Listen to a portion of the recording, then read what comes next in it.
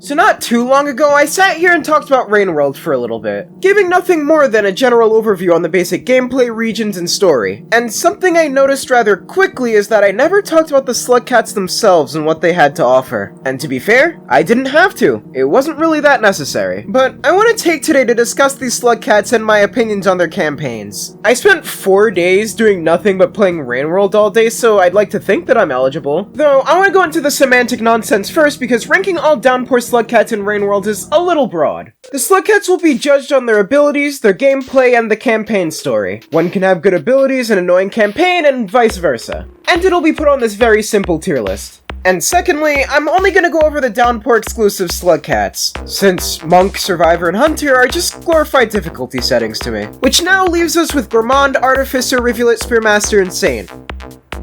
Lovely. But without further ado, let's start with... Gourmand feels like the introduction to Downpour's new content. Nothing has been altered too much, but there are definitely things that are in this campaign that aren't in Survivor and Monks. Starting with the actual Slugcat, Gourmand is a pretty big guy. He jumps slower, moves slower, and overall controls like a dead fish. He has a stamina system where moving around too much can tire him out and make him move even slower, with spear throws immediately exhausting him. So he's not the best agility-wise because of his rotundness. However, he does have some pretty notable upsides. For starters, his strength. Gourmand is easily the strongest Slugcat in the game when he isn't tired. His spear throws can kill a lizard in 1 or 2 hits. He also has a body slam that can kill most things if he falls from certain distances. It's really fun to do, and it's admittedly put me in a few dangerous situations because of my overwhelming impulse to jump onto creatures. The final thing Gourmand has for him is his crafting, where grabbing and combining 2 things can make something entirely different. This is such a useful boon that I used it a matter of twice throughout my entire campaign. To say that crafting is extremely niche is an understatement, to say the least. But whatever, it's fine, I suppose. Gourmand's campaign also has a feature called a food quest, where you have to eat a bunch of certain foods throughout the entire campaign. You don't have to eat things in a specific order, and it's fairly lax and mellow, while at the same time incentivizing exploration. I never completed it, but what you do get is slug pups, which aren't insanely useful. But anyway, the campaign has you go to 5 pebbles who will open a gate outside of his facility grounds. Going through the gate will lead you to the Outer Expanse, which is probably my favorite region in the game. The beginning starts out as a dark marshy terrain with catwalks and floodlights, but then it's an orange jungly swampland, which is the home for the Slugcats. Genuinely one of my favorite regions, but other than that, there isn't really much more to say about Gourmand. He was a fun and chill playthrough, but don't expect too much to be different until near the end. Still though, it's a sweet campaign. I'll drop it in good tier.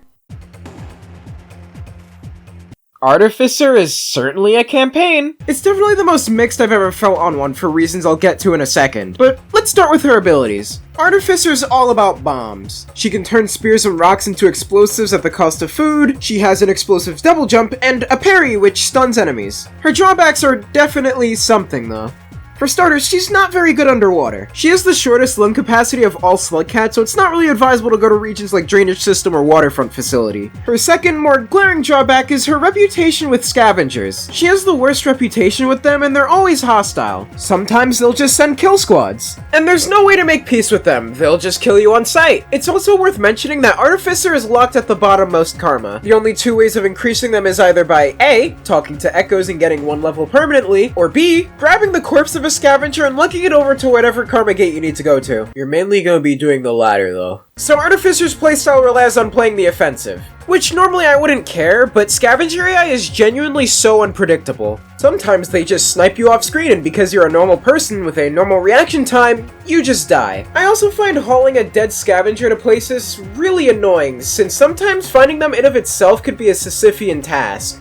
And when you do get your hands on one, you can't really attack with spears, only parry, which isn't always applicable to every situation you're in. And hibernating with the corpse isn't really an option either, because the scavenger karma level will go down with every cycle. I kinda just feel like I'm throwing myself at a problem until it fixes itself. All of this seems pretty negative because it is, but I do want to talk about the story because I kinda like it. Artificer's a mom that lost her kids to a tribe of scavengers, and now she seeks revenge on all of them. During her rampage, she stumbles into Pebbles' superstructure, who, while finding her ex deplorable, shares the same sentiment of wanting to get rid of them. He fixes the citizen ID drone that's been following her this whole time, and tasks her to go into his metropolis and kill the chieftain there. The region Metropolis is very cool. In the base game before Downpour, I'd see this giant city in the background and fantasize about what could be over there. And here we are, exploring a giant city atop an iterator structure, which blew my mind the first time I saw it. It's really cool. It's very catered to Artificer's abilities, so jumps aren't scary and scavengers are evenly placed in my opinion. There's a pseudo-boss battle at the end against the chieftain, which seems scary, but here's a couple of tips that helped me. The chieftain won't attack until you initiate the fight first, so you can spend as much time as you want preparing bombs and whatnot to get an advantage. It's best to fight on the right side, that way you can hide behind various bumps of debris to avoid spears and other scavengers won't come and jump you. And just spam all that you can at it, since the mask is similar to armor that deteriorates with the more hits you get on it. You should be good after that. Artificer is definitely the slugcat of all time. There were definitely a lot of annoyances I had with the campaign, but her upsides are great, her story is sad, and Metropolis is kinda nice. Mid-tier. Rivulet was definitely less stress-inducing than Artificer, and I welcome it with open arms. She's a slugcat that can be boiled down to just a more agile survivor. They can move faster, jump higher, and stay underwater for much longer. Though her campaign consists of extremely short cycles. And when I mean short, I mean really short. I'm talking 90 seconds. So you gotta be quick but efficient. Shelters also have a higher chance of failing, making them open early and have pouring rain on the ground. Although throughout the entire campaign, it's only happened once. Overall, really nice, but I feel like the campaign really hits its peak when you meet 5 Pebbles. Upon arriving there, he'll task the wet mouse to go through a superstructure to find and take his last refraction cell, then to give it to his close friend and other neighboring iterator Looks to the Moon, essentially sacrificing himself to save someone else as a last-ditch attempt at redemption. As according to him, he can't run from his mistakes forever. Going into it was pretty amazing, seeing the region renamed from 5 Pebbles to the Rot, as his machine has been overtaken by... you know that, and it's great. It removes the zero gravity thing from the original, so it isn't a nightmare to control, and looking at a daddy longlegs isn't a death sentence anymore. So this version is just better than the original. So anywho, you grab the cell, leave, and haul ass to Moon. I accidentally upset her, and I still feel awful about it. But anyway, you're supposed to go into her superstructure that's submerged in water. You don't think that's why they called the region that, right? Submerged superstructure handles water perfectly. Creatures like leviathans, giant jellyfish, and aquapedes feel like huge threats here, and exploring the claustrophobic tunnels of a destroyed sunken edifice is just neat. If I were to complain about one thing, it's that this place is a goddamn labyrinth. It feels way too big for its own good, and it's pretty easy to get lost in here even with the map. But anyway, you put it in, get flushed out into a snowy area, and return to Moon, who is super happy, and Rivulet becomes a really good house cat or something. I love them. So, this shouldn't come as a surprise, but I really like Rivulet's campaign. I just had a really stupid smile on my face throughout the entire thing, and it was really refreshing. Which is something I can't say for... Spearmaster sucks. Okay, that's not entirely true. Spearmaster is a weird slugcat, being able to do good damage and is able to poop spears from its tail with probably the most unsettling noise in the game, giving you the power to always be prepared for a fight, which is elevated by the fact that they can dual-wield spears. The only drawback is their lack of a mouth, so they can't eat traditionally or store things in their stomach. That second part will be important later. So the only way to eat is to throw spears at living creatures to siphon their life force. But overall, pretty good moveset. Why do I not like the campaign? Spearmaster's campaign was probably the most upset and exhausted I felt all week. Firstly, the creature spawns. It's criminal how much is thrown at you at once. It's not uncommon to run into 3 king vultures in the same room and even more throughout the cycle. You'll die from vultures, lizards, or just the crime of thinking you're safe for 1 second. But hey, is the path to completing it very good? Well, you like fetch quests? When you go to 5 Pebbles, he removes the pearl out of Spearmaster's chests, reads it, and throws them and the pearl out. What you're then supposed to do is take this pearl across to Moon, which is still up and running, but just on the verge of collapse. So, 2 problems with this?